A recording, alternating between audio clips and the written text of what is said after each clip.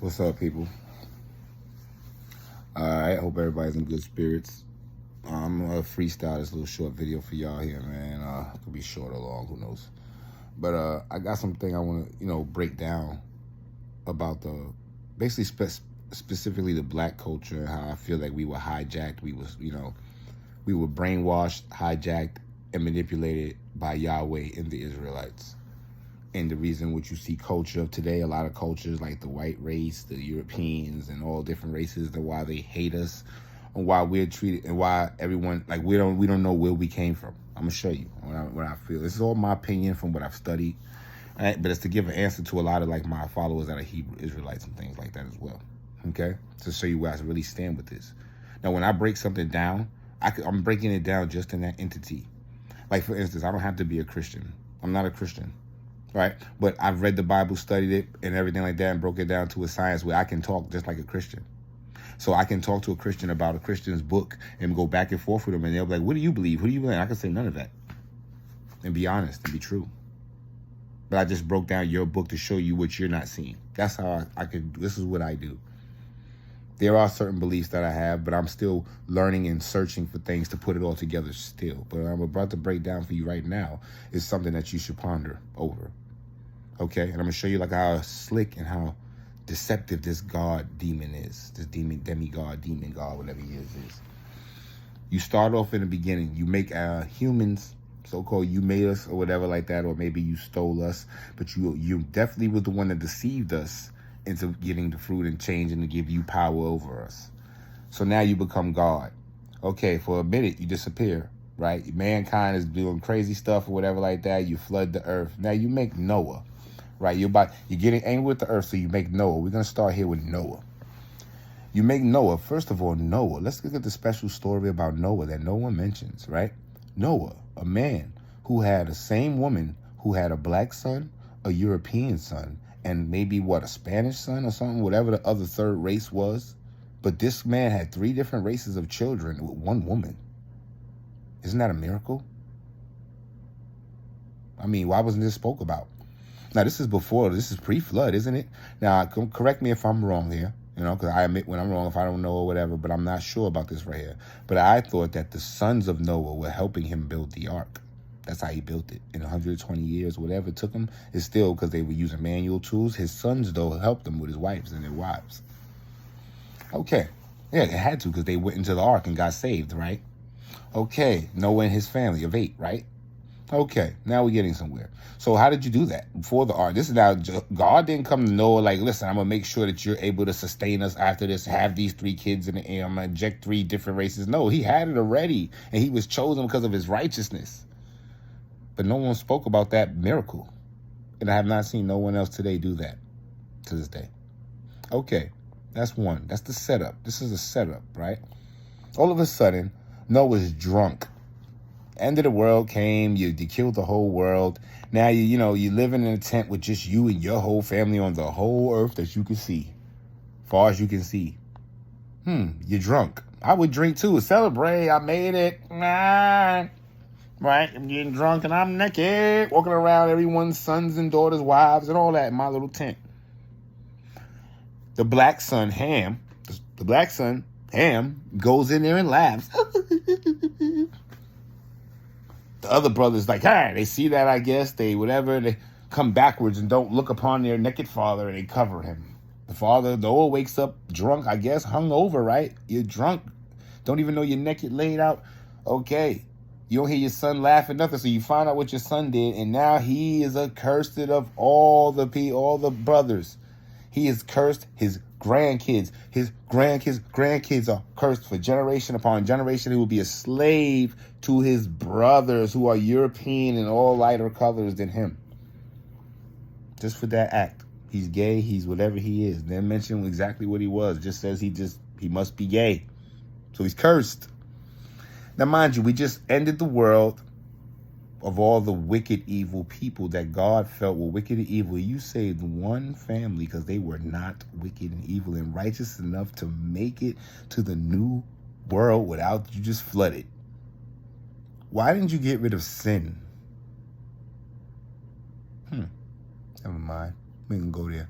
But okay, you woke up as a drunk, you had a hungover, you cursed your son's grandkids. Today, if we do that, if I woke up today drunk from last night drinking liquor, and my kids were all my kids' sons and everything were in there, and I was like, hey, who came in the room while I was naked? You know what? You're gay. And you're going to be cursed out of all your kids and your grandkids. How my kids' sons are going to look at that? How they going to feel, or whatever. That's how I feel about that. So that would be wicked today. That would be evil. Cursed old man to say something like that. But back then it was okay for us to start the new righteous man Noah, who's drunk and hungover, cursing his grandkids, literally.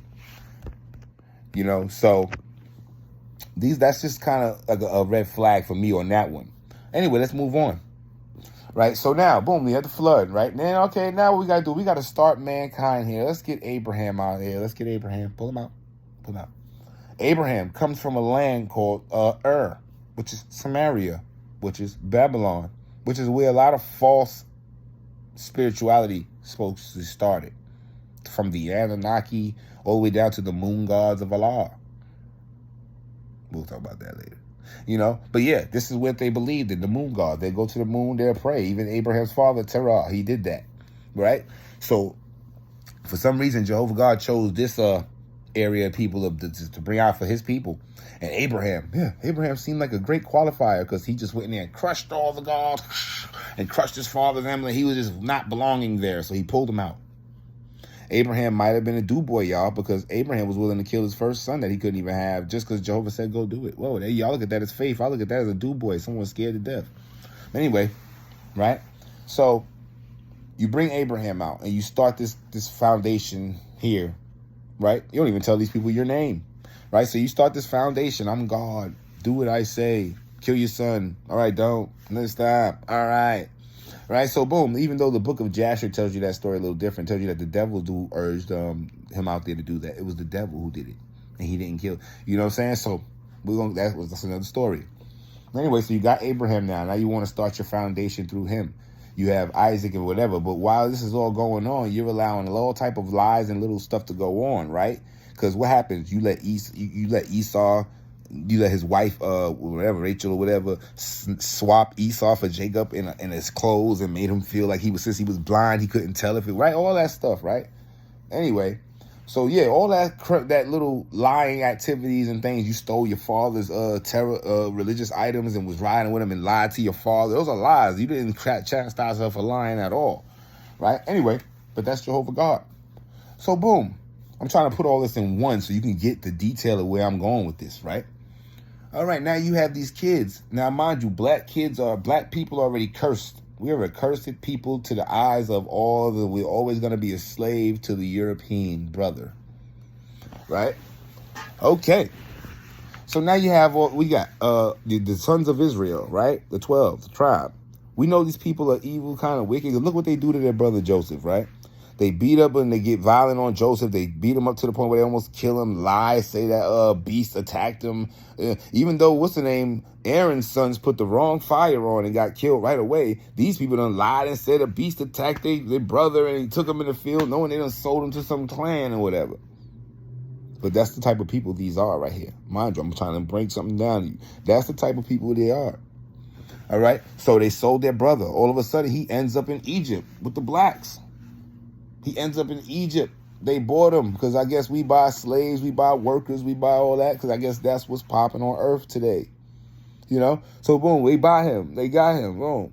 Oh, he knows how to tell visions now. Who you think gave him that power to tell dreams? Yahweh, right? Obviously, right? Okay, so he sneaks his way in, right? He gets in there. He's telling dreams, but he got to go through all this torture first and being in the cavern, eating bad food or whatever, till he finally gets to whisper in Pharaoh's ear, "There's a famine coming." What famine? Who's making the famine? Who's made the earth itself is just going to make a famine, or is Yahweh going to make a famine? Yahweh is going to make a famine. Obviously, that's why Joseph knows it. So Joseph tells Pharaoh, "Oh, there's a famine coming." Now Pharaoh's like, oh, he has to trust inside it. This is, all right, let me prepare. Now he looks like Joseph saved the day. So what happens? Joseph automatically goes up in ranks, high up. We need to keep him by his side. He's a fortune teller, which is normal in these days. It's not nothing rare that Joseph is really doing. It's normal. So it looks like, okay, we'll put him up as the highest, not knowing that he's working for Yahweh. The demon, the true demon who's coming to take his power on earth. Right? So boom. All right, now he's doing all this. He got high power. Now the famine's coming, and he's worried about his family. My brothers, my father, my mother. I don't know. You have a mother and father. All right, bring them. Come on, bring them on in. Because, who wouldn't take a person who saved your culture and gave you the one-up on how to get food, what was coming? Yeah, we're going to keep you around. This is normal. So you got your family here now. He tells the whole story. Y'all sold me. Brothers, lies, cheaters. All right, so this is God being forgiven, I guess, because he ain't doing nothing to nobody who's lying and stealing here. But let that have been one of them other cultures. He would have chastised. They would have been dead or something for lying. But anyway, so he's forgiving here. Okay, boom. All right, guys, live. Y'all start here. Y'all have your own. This is y'all stuff. Eat here, do that. But of course, we know who these people are. They sold them. They beat their brother up and sold them. Look, we see we know what's going on. So once they start growing in Egypt, overtaking stuff, feeling rightful, like people that are here today in this country that come over here from other countries and feel rightful over people that helped build this country, like us, were slaves that built it. You feel like you belong here more than us. That's weird. But this is just like that. They started feeling rightful and arguing and becoming. How do we know? Because we see with Moses, when he got there, was always bitter and fighting against the two. Right? So boom. So anyway, now they want to get rid of, how many years later is it?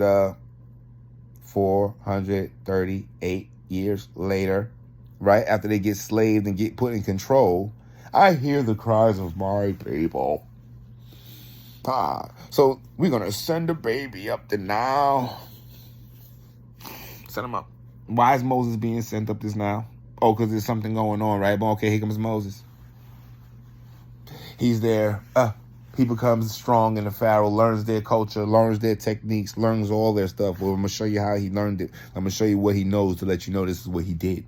He learned that he became strong. He became one of Pharaoh's best, strong mate. You know what I'm saying? To the point where he just started feeling his heartful problems of, it's time, meaning Jehovah put the hypnotism in his brain, like it's time. You have to kill him because he's going to go against your brother. Jehovah's pulling all these puppeteering strings for the Egyptian to act crazy with the other Hebrew and for Moses to react.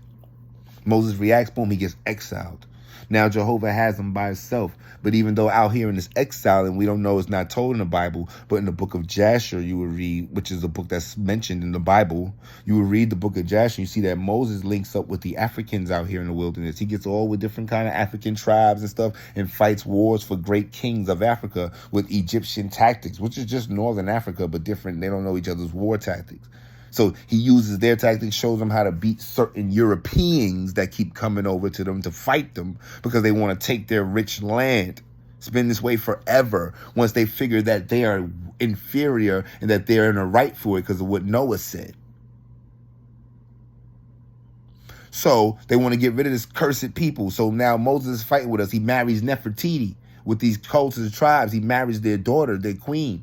It makes, Moses becomes strong, but then they fear that Moses and his tribes of people and kids, because he was teaching them all this stuff like that, growing, were going to be like the Egyptians, like the Israelites. So they wanted Moses to leave, but they parted on good ways. It wasn't get out of here. Moses understood and he left with his wife.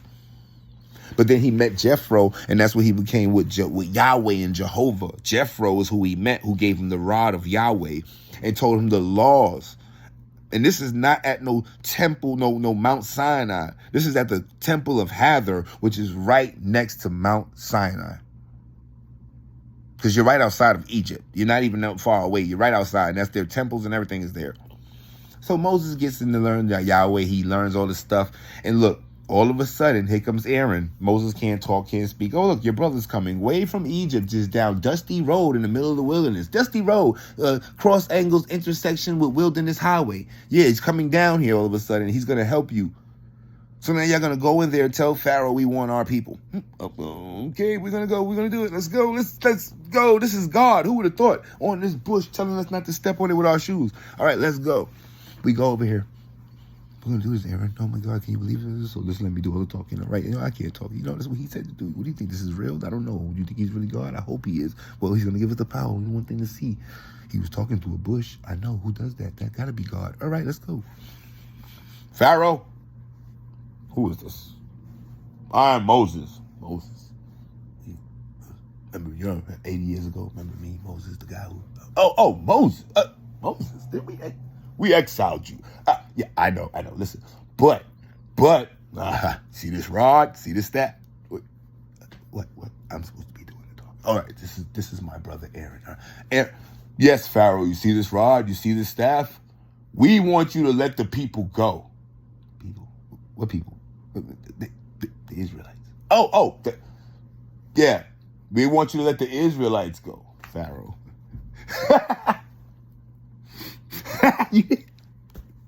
Hey, so you hear him? He said he wants to let the Israelites go. He got a rod, a staff. Boy. So you come in my kingdom with that rod and staff, and you demand the people back then? Yeah, he had to talk a little islandish, right? Like, I threw that in there. Okay, guys. All right, but you know what I'm saying? Okay, so you think that's going to... No. All right.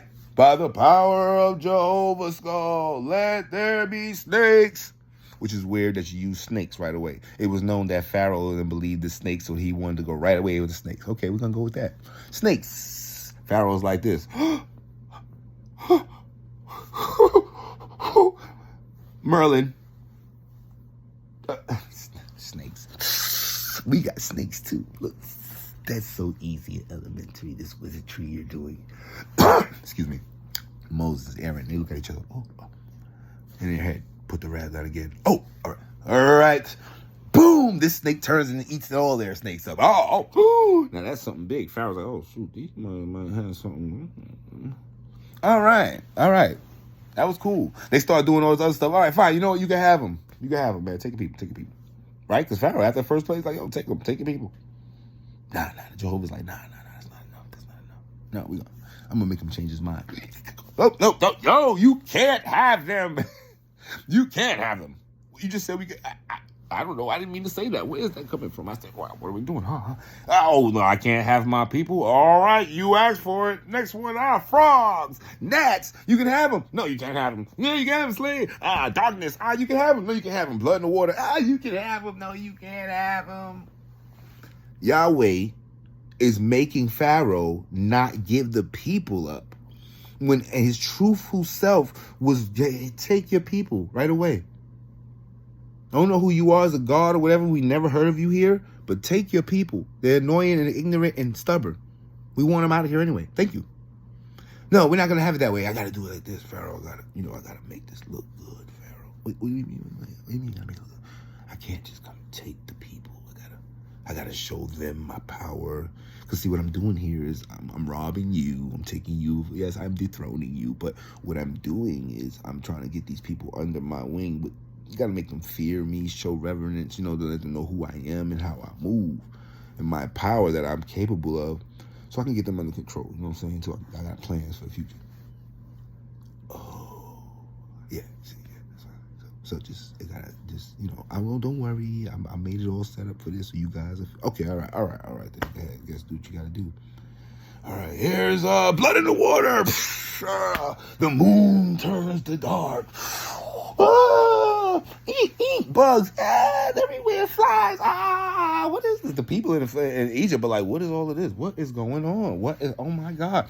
It's really for the Israelites though, because they're like, oh my God, what is this? Yo, this is crazy. Who is this Moses and Aaron? Why? All right, the finale, Pharaoh. And they're not going to like this one, but I got to do this. What if you... I've done everything you said. I've just take the people. They believe. Look, they're scared, man. They're scared. I'm scared, dude. Take the people. No, I gotta have blood. Gotta be some blood. What do you mean blood? If you put blood in the water, what you mean?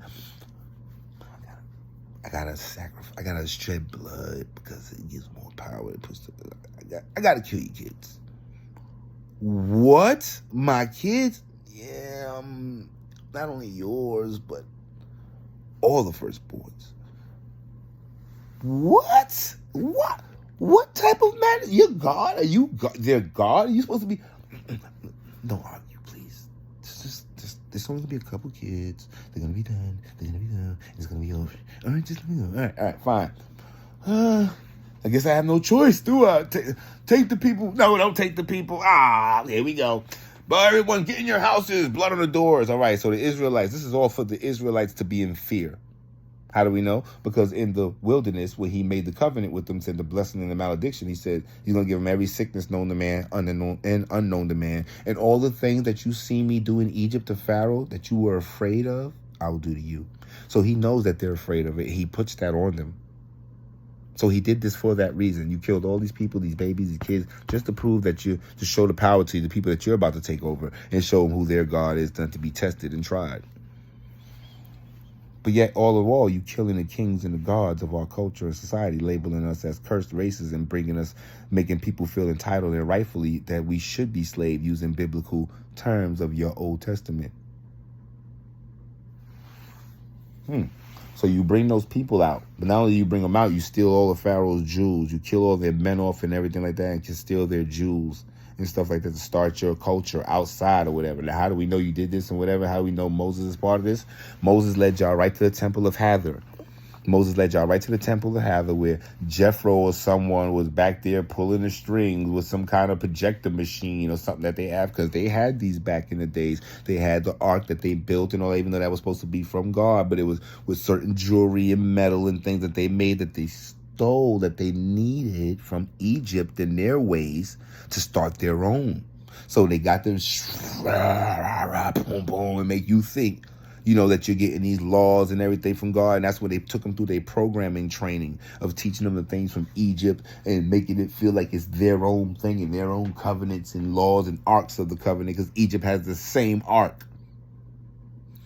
But anyway, how do we know? Because when you built the calf, when y'all was so, where is this Moses? And you just built the calf.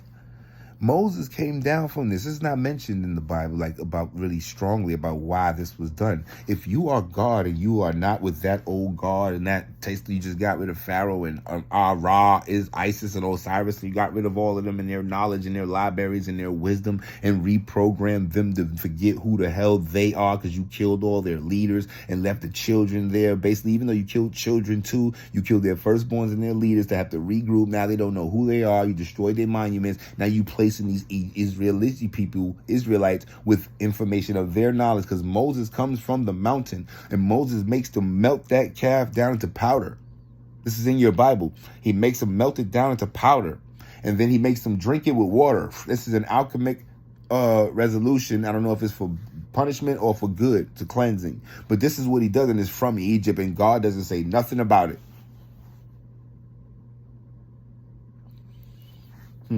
This is why I feel we've been hijacked, misplaced, and erased of a memory to forget the power and who we really are by a race of demonic people that are injected with the evil that their God brought to them and gave them and made them ritualistically promise, covenantly promise. And it's still going on today by the same people. Who's in power, y'all? Who's in power? Who's still looked at as, get out of here. Oh, y'all are, but even though we've been treated the worst and everyone knows it. Everyone knows what we've been through and what we still go through.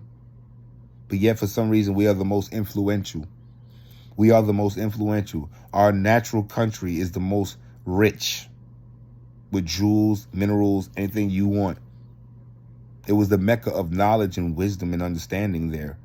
So it had to be destroyed. And first, it had to be the motherland had to be destroyed for the promised land.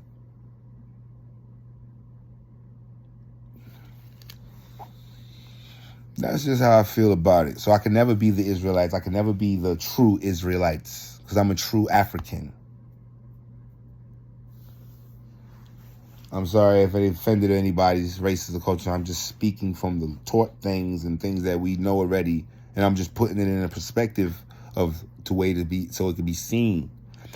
And I can go a little further with this. That's why you see these cults today, these cults and rituals throwing up these symbols and things like that, because they have taken all that Hermetic knowledge and all that stuff from back in our day, from what we've taught, and using it for the wrong reasons now. They're using our third eye symbol of Horus, which is on your dollar bill. Think about that. Why is that on your dollar? There's no pyramids in America.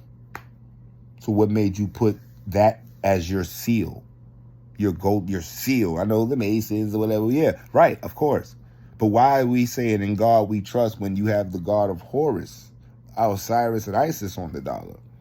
when you live off of Israel's rights, though, because we built America off of Israel's foundations of the Bible. But yet on your dollar of foundation and currency, you put the God of Egypt there with his eye, all-seeing eye of Horus. You have to see the illusion. You have to know who's who and who's the players of the game. And what the mindfuckery is on you. So that's just some food for thought for y'all.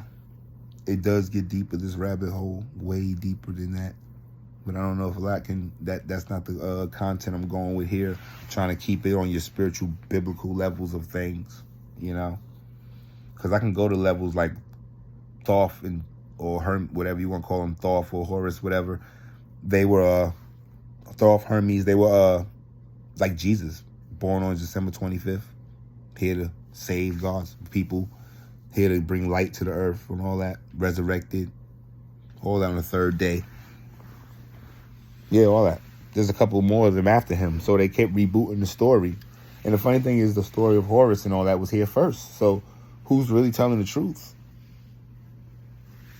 I can go that deep with it too, you know? So I'll just leave it for y'all though to get a little bit of food for thought. Like I said, a little bit of food for thought. Eat up on the plate. Hit up, comment, tell me what you think. Love.